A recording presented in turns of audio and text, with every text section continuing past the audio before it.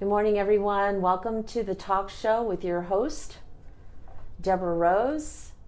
Big kudos to Cameron Davis, who's behind the camera with Razor Thin Media. And as we're waiting to build an audience, I just want to talk a little bit about our very special guest today, Jinx Pyle.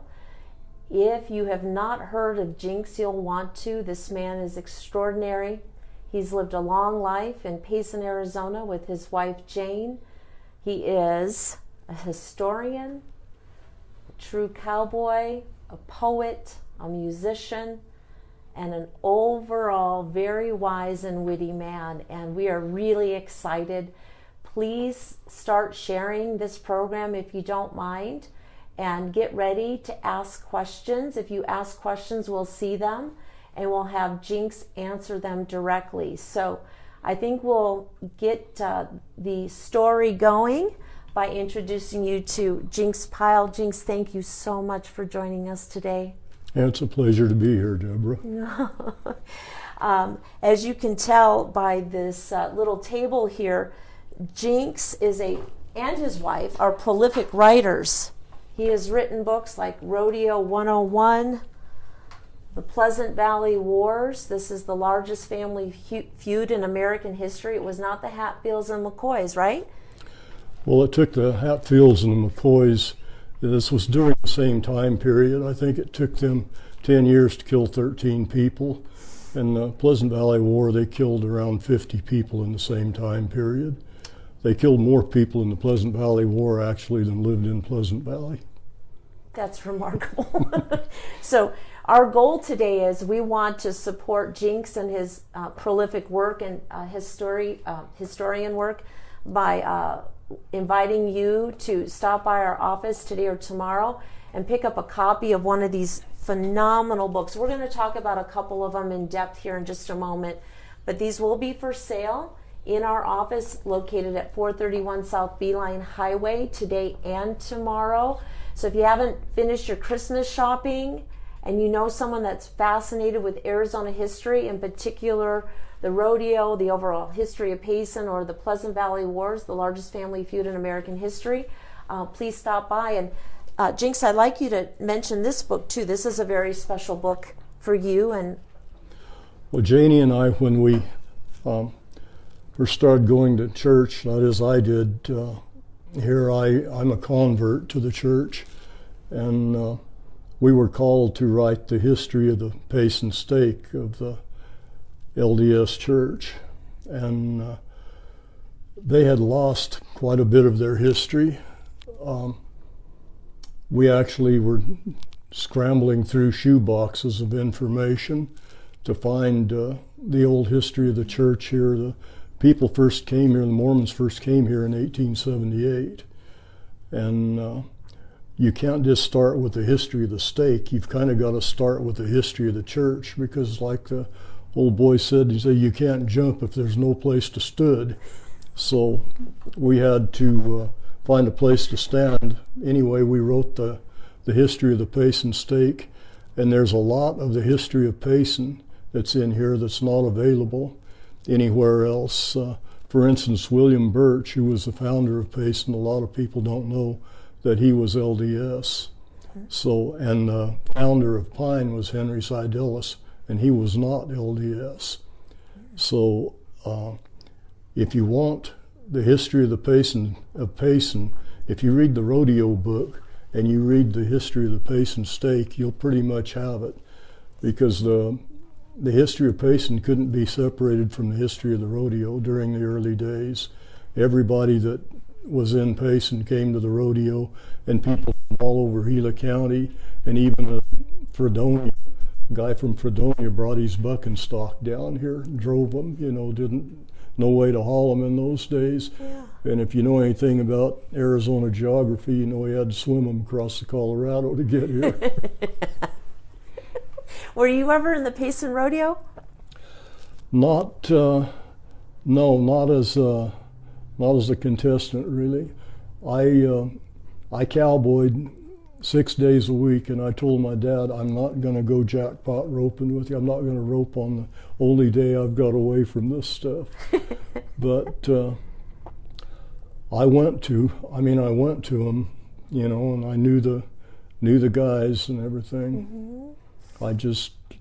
I could have done it. I just chose not for to. whatever reason didn't. Yeah, there's a book here where you're actually, this is you, isn't it? Standing on your horse? Yeah, that's me. So you did trick riding instead. Well, she's standing pretty still. I wouldn't call that trick riding. Okay. Actually, I did a little trick riding, but just on my own. I learned to do some things like they call it vaulting off of a horse. You know, you go over and your feet hit the ground, you come back up into the saddle. And, oh my gosh! But our horses, we raced them so much that they were going all out, and that's not. Those trick riders, they just lope along, you know. That's our true. horses, I mean, if you made a mistake, you're going to get skinned up pretty bad. That's but great. I learned some tricks. Nancy Shepherd came up here, and I watched her, and I went home and saddled my horse and got on him and tried some of that stuff. Had a few wrecks, but that's... You're a brave man.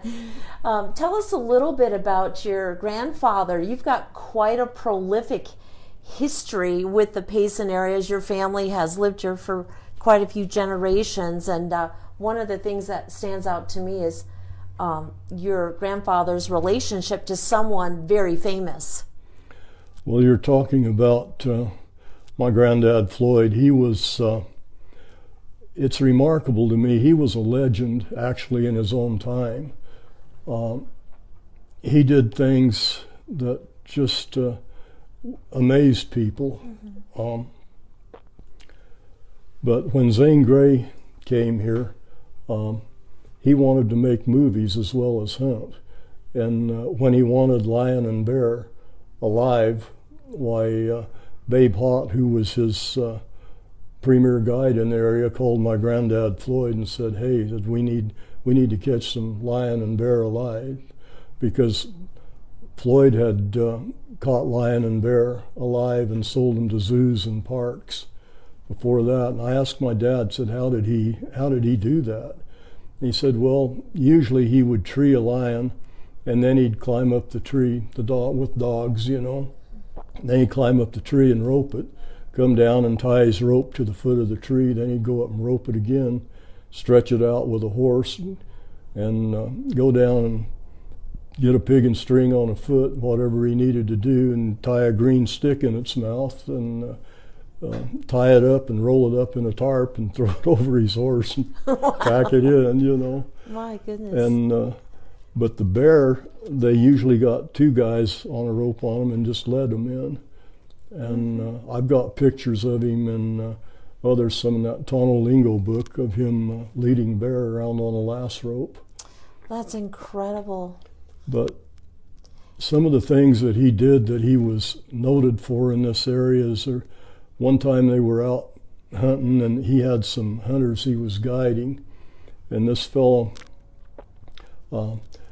he was in the back of the pickup with three others, you know, and some of them in the front, and he banged on the cab and told my granddad to stop. There was a hawk in a tree over there, and he wanted to shoot the hawk. My granddad Floyd says, well, he said, I'll stop, but he said, I'll tell you what's going to happen. He said, you're going to shoot that hawk and you're going to miss him. He's going to make a big circle and fly off over here, and then he's going to come around and he'll come right back over the pickup. And when he does, I'll shoot him. That's what happened. Oh my gosh. So he would tell people things like that. My aunt, his daughter, he took her deer hunting, and he told her, he said, sit right here on the hood of the pickup and there will be a deer across the road in about half an hour. And she said she sat there, but she got interested. She was reading the book and said the deer ran across the road. Said my granddad rode up there and looked around, looked at the tracks, and went and got in the pickup. Never saw anything to her. But he was not only a cowboy, he was a woodsman. Yeah. And he lived here, he was born here in 1891, and just grew up in the country, knew it and he was astute enough to take in the things that he saw and know how to use them. Mm-hmm. Did he help raise you at all and teach you some of his ways? Oh, yeah. Mm-hmm. Yeah, I rode with him. My dad was a foreman at the RBRC when it was an active cattle ranch for the Boy Scouts, and my granddad was over on the Myrtle Ranch on Ellison Creek. And they would get up in the morning and just ride around the Highline Trail toward each other. And if one of them hit a lion track, they would take it, and the other one would go on around the trail till they found where the first one had turned off, and they'd both get on the lion track, and I was in on a lot of that. Killed quite a few lion with my granddad Floyd, plus he cowboyed with us all my life until he died, like I say, in '61. I was like a sophomore in high school. So yeah, I was around him a lot, stayed with him a lot. One of the things that he did that really impressed everyone, and it was a real easy thing if you knew what he was doing, but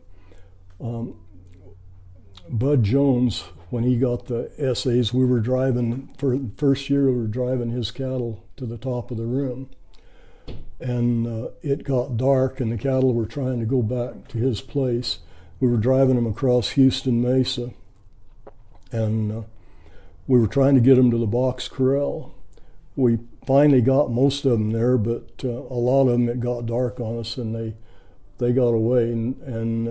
But we got up early the next morning, and my granddad would start out in the lead, and everybody was following him, and he'd hit a set of tracks and trail them for a little while, and he'd say, "These are not our cattle," and he would quit them because we were crossing somebody else's range, and their cattle were all over too. And then he'd hit a set of tracks, and he'd say, "Okay, Malk," said, "these are our cattle, go trail them up." And I thought, what the heck, does he know the track of every cow in the country, And finally, I asked my dad, I said, what is he doing? He said, when these cattle that were driven all day yesterday, when they poop, it's all hot and runny. It just runs all over, The cows that are out here on the range, they make regular cow pies. So knowing that, though, and knowing how to use it in a situation are two different things. Yeah, that's fascinating. Do we have any questions yet? Talk about some of the early events of the Payson Rodeo. Yeah, would you mind sharing with us some of the earlier events of the Payson Rodeo, what they would do? And well, they had what they call steer busting, which is outlawed now because it was too hard on the stock, but they turn out a steer, and you fall in behind him and rope him, and then you've got to throw him by yourself. And the way they did that was they flipped the middle of the rope over his rear end after they catch you, and then ride by him on the opposite side, and it just cartwheels him, so to speak. And that's the way they threw cattle in the old days. When you were by yourself and had. If you couldn't tie him to a tree or something, while you threw him, and usually knocked the wind out of him, and you'd get down and tie his feet together, cross hobble him or something. And another one they had, which is might be a little gross for some of the audience, but they did it, was what they called the chicken pulling. Chicken pulling? The chicken pulling. Oh. They would bury a chicken up to his neck sticking out, and you ride down on your horse. It was a timed event, and you ride down and lean down and off your horse and pull the chicken out of the ground by the neck, and then whirl and go back up to the across the finish line.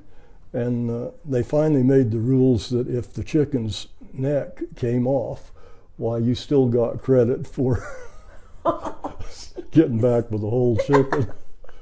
Well, back in the day, before we had Safeway and Bashas', you killed your chickens for dinner. So did you use some of those chickens for the barbecue later that night?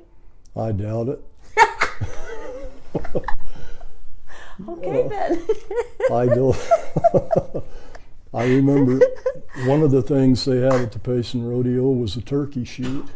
And my dad won that, I think, in 1948.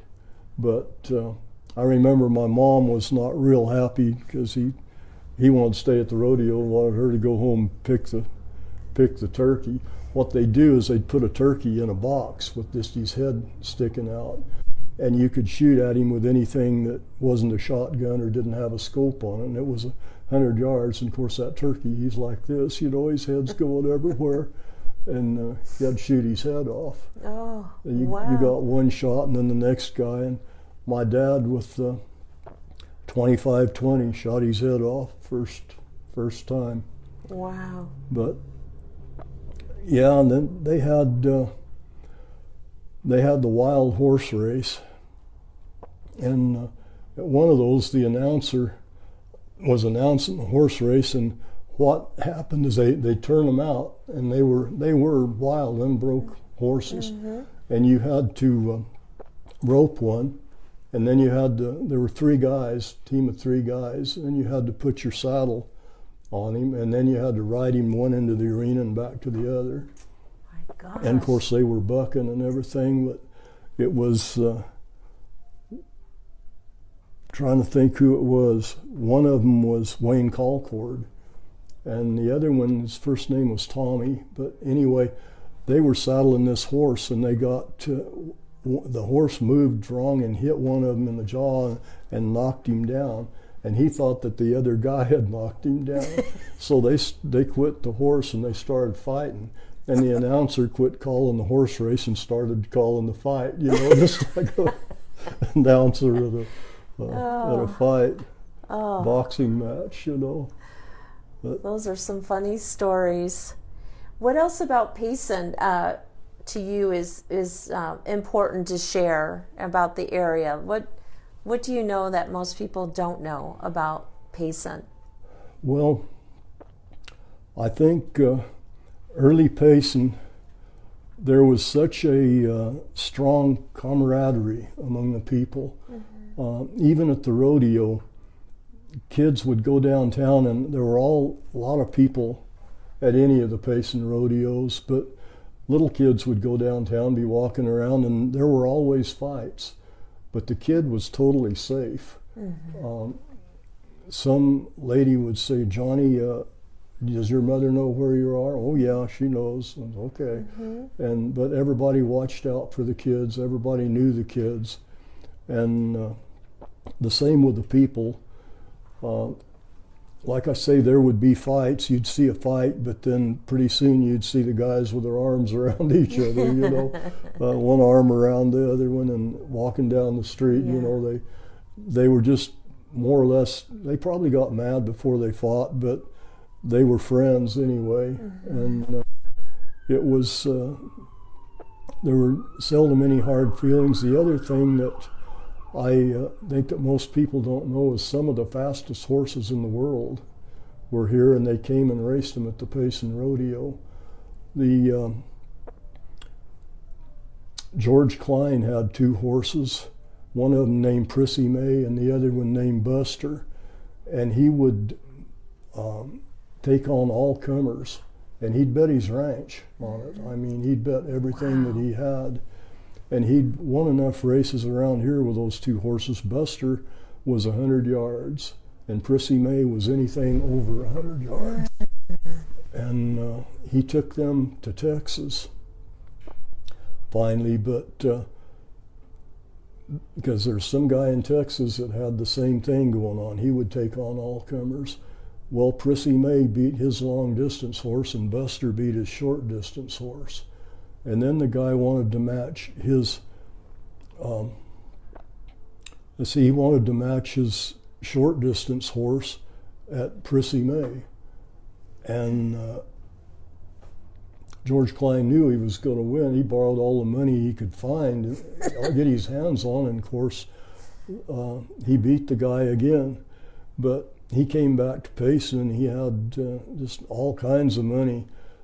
Steve Klein told me that they were down at the garden, and he told his granddad, he said, "I've got to go to the bathroom." And he said, "Oh, just go over there behind that sycamore tree." He said, "No, Granddad, you don't. I got to have some paper." And so George just took out his billfold and handed him $100 bill. Oh my gosh. You've got some great stories. Well, most of these are in the Rodeo book or Tonolingo or somewhere, you know. If you Wasn't there a story about Crowder? Do you remember that? Who was Crowder? Crowder, there's a lot of stories about Crowder. He was a phenomenal horse. He was. They brought him. John Marksbury owned him, and they beat everything in the country with him. Actually, they took him down to Turf Paradise, when I don't know if it was called that or not in those days, but the first time they ran him, see, they had a quarter-mile pole, a half-mile pole, a mile pole, a three-quarter-mile pole, and then a mile pole, and they paid at each one of those distances. So if your horse was going to run a quarter of a mile, you just peeled him off after the quarter and let the other horses go. Well, Crowder was a quarter-mile horse, but he was so far ahead of the rest of the horses, they just loped him on and picked up 2 monies, picked up the half-mile pole too. Then he outran everything so bad that they were trying to figure out how to beat him. And the last race, the guy told all the other jockeys, said, "I want you, when I shoot the gun the second time," which ordinarily stops him, he said, I don't want you to stop. I want you to keep whipping and spurring. And so he said, they said, okay, and he didn't tell Crowder's jockey. So he started them, and they jumped out and were running, you know, and then he shot his gun a second time. And Crowder's jockey just set his horse on his haunches, and they kept running. So then he whipped him and took off again, and he still beat him. So wow. The other jockeys, the other horse owners down there said, we're not gonna run against Crowder anymore. So we brought him back to Payson, and Chilson's went and bought a horse in California named Hungry John, and Hungry John was supposed to be going to beat Crowder. I'll just say it didn't happen. They clocked Crowder.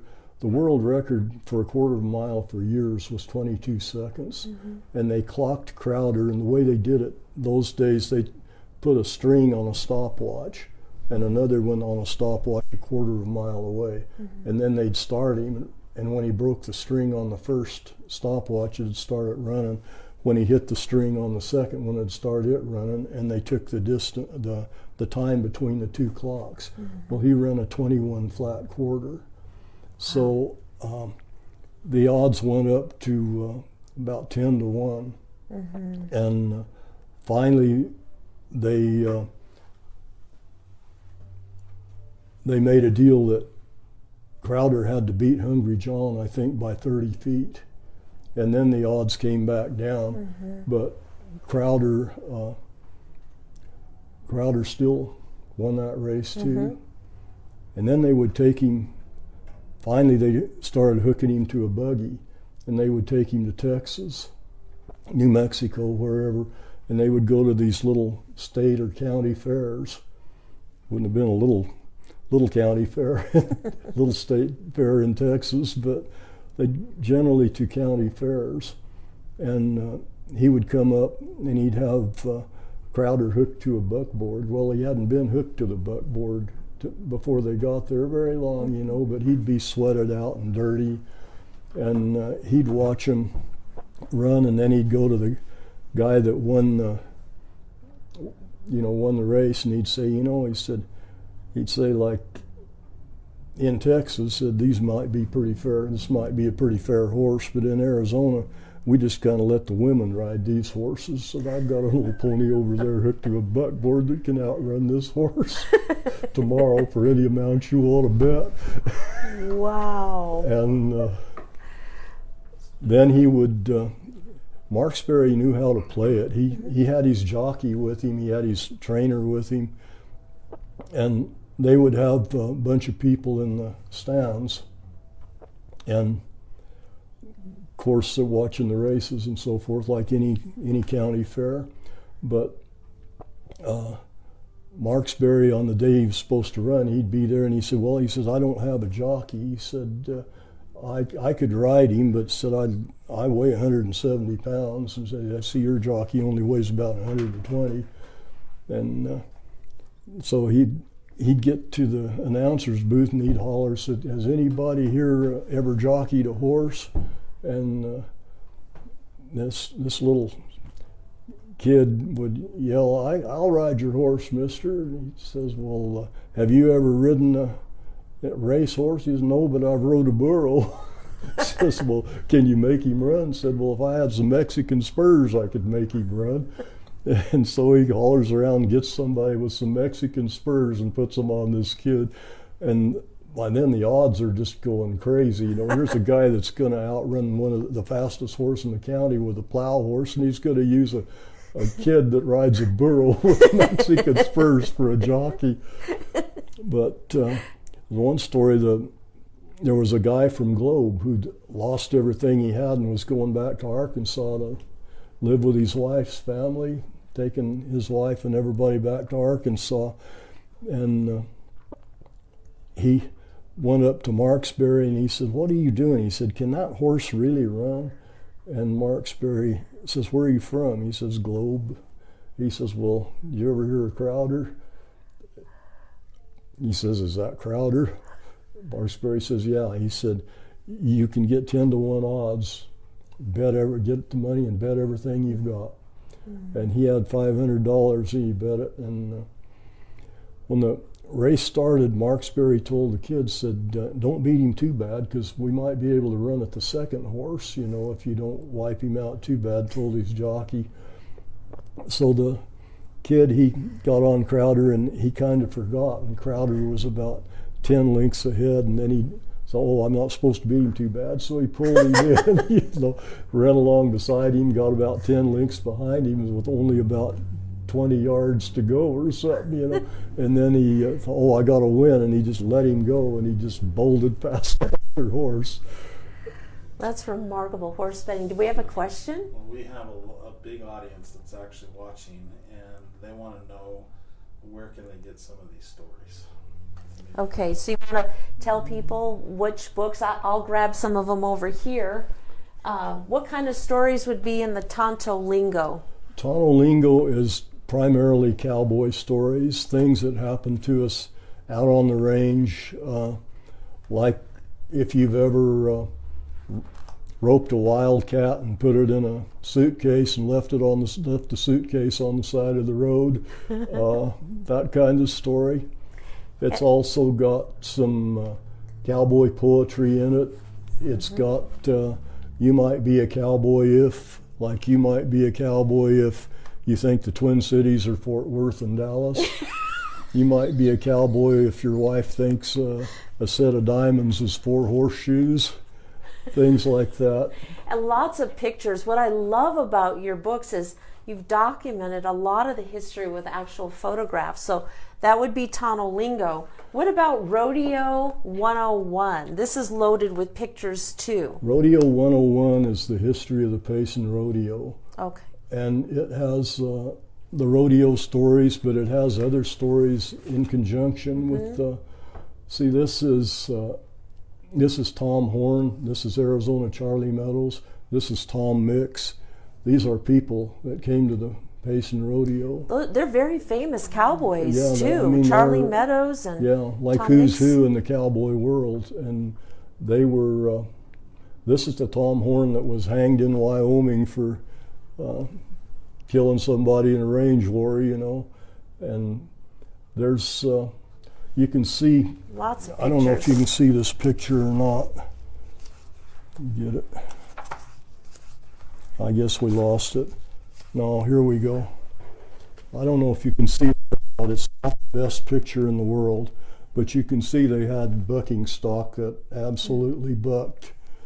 And they had people there was one guy from Guy Sela that would put a silver dollar in each stirrup and bet you that he could ride the horse to a standstill and the silver dollars would both still be in the stirrup. Wow. Put his feet on them and just hold them there. Mm-hmm. That's remarkable. What about, we know the Pleasant Valley Wars. And your wife also wrote a complimentary book to the Pleasant Valley Wars. The Women of the Pleasant Valley War. Okay. Yeah. The Pleasant Valley War was, like I said at first, it's the premier range war in the United States. It probably kept Arizona from becoming a state for maybe 8 years because Prescott was the county seat. There was no Gila County. It was all Yavapai County. And it was also the capital of Arizona. Mm-hmm. And they could not do anything to stop the Pleasant Valley War. It was just the people were fighting and they were going to fight till they got through. Mm-hmm. And they sent posses in to stop it several times. So when Arizona would apply for statehood, why the people in charge of that, Congress, I guess, would tell them that you can't even put out a war in your own county. You're not ready for statehood. Oh, wow. That's an insult. What about this book right here? That is Muanami. My wife wrote that, and it's the story of her third great-grandmother. She was Cherokee Indian, mm-hmm. and she was, when they put all the Indians on the reservation in Oklahoma, she didn't go there. Mm-hmm. and didn't want to, and so she started migrating west to get away from the being put on the reservation, and she didn't realize she was actually just migrating with all the rest of the white people that were going west, you know. But anyway, she got it's a great book.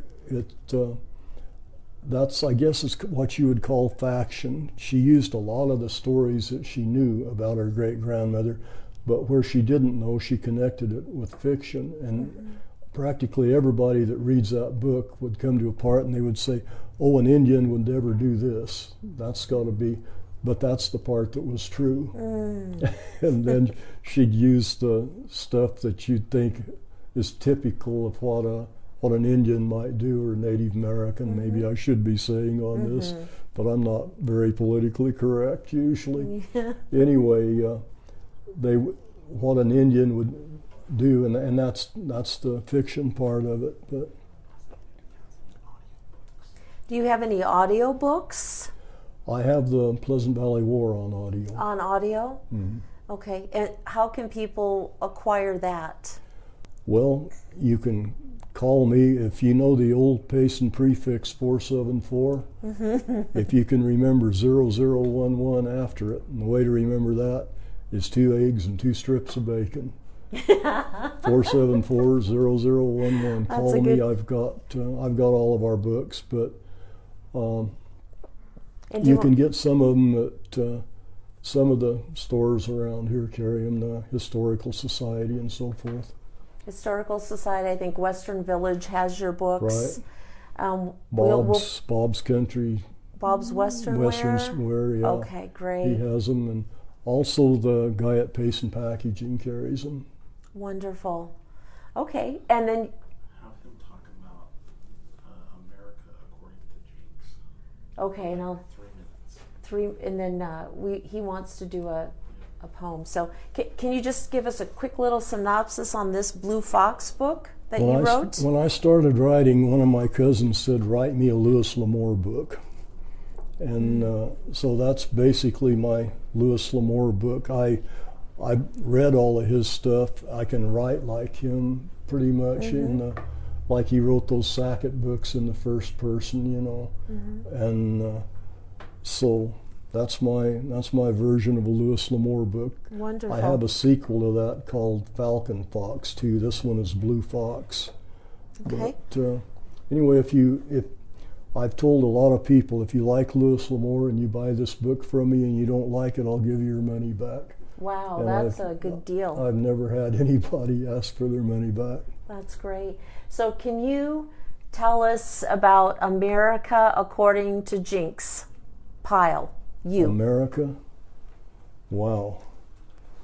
I don't know if I want to tackle that or not. Okay. Do you have something you'd like to share with the audience? I know that you're a poet, you're a musician. A lot of times you carry your guitar with you, but do you have a poem or anything you'd like to share with us today? I could do a poem for you. This is, I wrote this 20 years ago, and it was just somebody challenged me. They wanted me to go to Elko, Nevada, to that poetry gathering, and I said, no, I'm not interested. Most of those guys are not cowboys, and they're not poets either. Anybody that can rhyme two with buckaroo thinks they're a cowboy poet. And I don't mean to be bashing the guys that are doing it. There's some really good, Chris Isaacs and some of those guys are really good cowboy poets, but there's a lot of wannabes out there too, you know, and that's what I was seeing then. But this person told me, well, if you're so smart, said, why don't you write a poem? And I said, well, I can do it. So I wrote this, and over the course of the years, I read it enough that I can probably recite it. Okay, we're ready. So here we go. Actually, this depicts what it takes to be a cowboy in the minds of, if you really want to be a cowboy, in the minds of the real cowboys in this part of the country. Why, this is where you've got to be.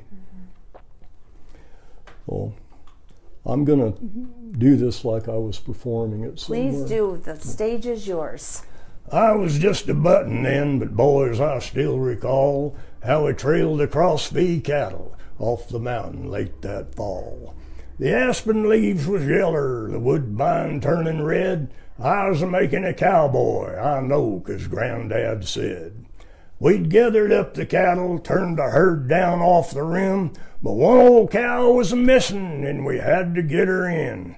I rode down Limestone Canyon, come back up Lockwood Draw, and an old cow track at the Salt Lick was the only sign I'd saw. Now I knew the cow that was missing. She was long and tall and lean. It was that old Star Valley cow, that scar-breasted, red-eyed queen. Over on the clinic was the country she liked most, but she'd bail off the Mogollon the second I got close. That dad-burned old Ladino cow, she's a outlaw when she's born. Had no respect for any fence. She only had one horn, but she could pick 'em up and lay 'em down. She's wild as a outhouse rat. You got to be a horseback to catch a cow like that. I turned my pony westward and rode across Dane Ridge, topped out on the clinic where I figured she was hid. And down at Turkey Springs there'd been a cow and calf to water. I read the sign and told my hoss, it's her, old scout, we got her. I see her tracks where she rimmed out a-climbing through the pines, then trotting down the ridge top with her calf trailing along behind. Up ahead I glimpsed her, and she was picking up the pace. If she beat us to the top of the Mogollon, there'd be one heck of a race. I leaned forward in the saddle and touched a spur to Scout. That little hoss just poured it on. He was really stretching out. I jerked my old riata down, whipped a loop in my rope. The Star Valley cow scattered needles and cones a-busting down the slope. Well, she beat us to the rim a barber shop, and over the edge she did sail. She slid on her hocks, just a-knocking rocks through the jack pines, needles, and shale. I clenched my jaws, I said my prayer, and I vowed I wouldn't rein in, and I whipped and spurred like I was riding a bird right over the top of the rim. Now, I really couldn't tell you just how it come to pass, but we was over the bluff with a prayer and a cuss, and we come to the bottom at last. I grabs my hat and screwed her down, yelled, I'm a curly wolf. The Star Valley cow smoked a dew claw right off in the side of her hoof. She taken down that canyon like she had a knot in her tail.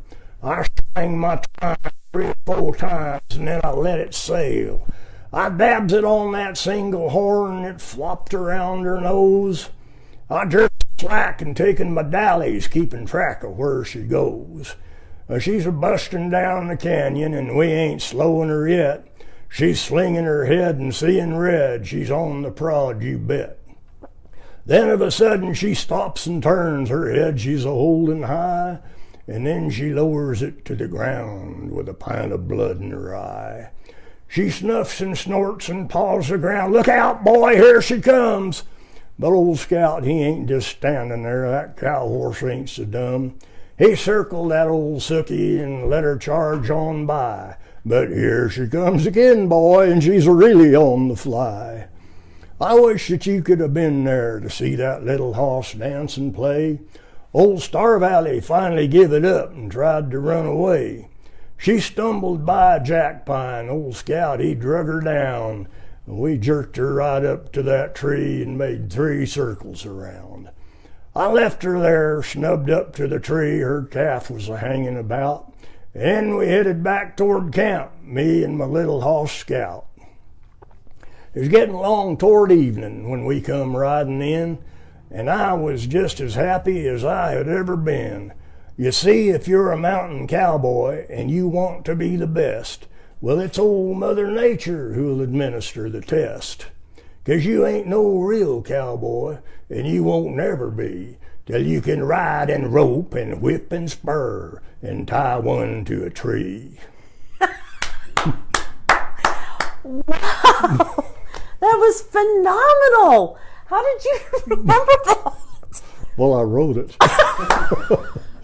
Oh my gosh, now you can see why Jinx is such, you're not only a Payson treasure, I believe you're a national treasure, and how fortunate we are to just partake of your incredible talent and wisdom, and that was remarkable. Yeah. Thank you for sharing that. Well, you're more than welcome. I can see why now you believe that some of those other cowboys are wannabes, because you're the real deal, aren't you?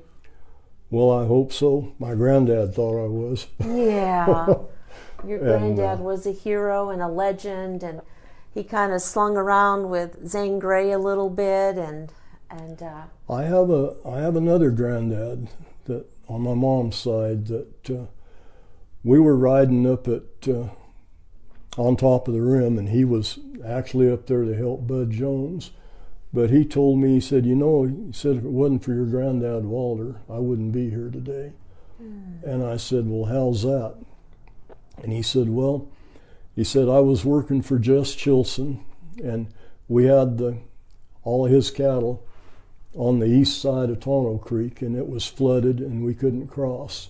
And we didn't want to let them go, and we held them there for about 8 or 10 days. He said, finally, Jess asked Walter and your granddad and some other guys, said, get some of these cows that don't have calves and see if you can cross with them. And said, we did that, and they made it across okay. But said Tonto was rolling pretty good, and we were not real anxious, but we were not wanting to stay there any longer either, so we started the herd across. He said, I was downstream from the herd riding the flank, and said I got about middle of the creek, and my horse's legs went out from under him. He stepped in a hole or whatever. Anyway, he said I had on my chaps, and I had a pistol in my chap pocket and a coat, and it all got wet, and said just drug me down.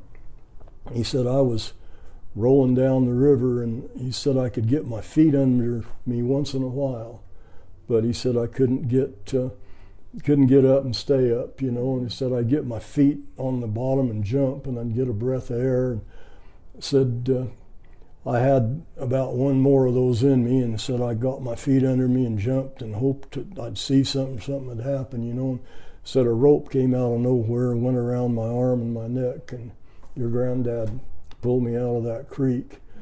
And he said, I didn't see this, but he said Jess Chilson told me about it later. He said, Walter, your granddad, said he was running down the opposite side of the creek. He said there was log jams and willows and just all kinds of obstacles. Said he was jumping logs and going around log jams and weaving in and out willows. Said he got through all that and got ahead of you a little bit and rode his horse out chest deep into the water and just stood there and said, your arm shot up like that and your head come out, and said he threw a Julian, went right around it, said almost the full length of his rope. Wow, what a story. So what a legacy you come from, a legacy of cowboys, true cowboys, Arizona cowboys. And I just want to thank you for sharing so much of your wisdom through books, through your songs, through your poetry. Do we have any last minute questions, Cameron? No? Okay. Well, I want to say this. First off, thank you, Jinx, for joining us today. We have a goal. We'd like to sell Jinx at least 20 books. So please go out and support this legendary cowboy.